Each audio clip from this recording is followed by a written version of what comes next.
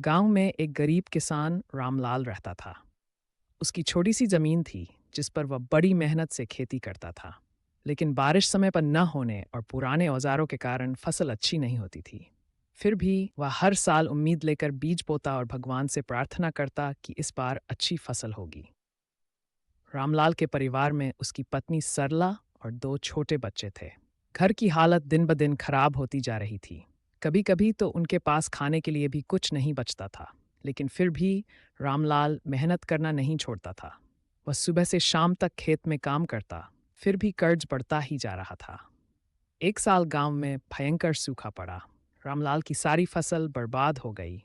साहूकार का कर्ज चुकाना मुश्किल हो गया। उसने कई बार सोचा कि वह सब छोड़कर कहीं दूर चला जाए, लेकिन अपने परिवार की चिंता उसे रोक लेती थी।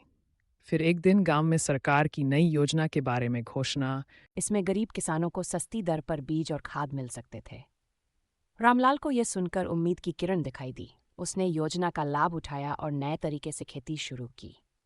धीरे धीरे उसकी मेहनत रंग लाई और फसल पहले से बेहतर हुई। अब रामलाल का जीवन थोड़ा सुधरने लगा था। उसने कर्ज चुकाने की शुरुआत कर दी। उसका आत्मविश्वास बढ़ गया और वह फिर से खुशहाल जीवन की ओर बढ़ने लगा।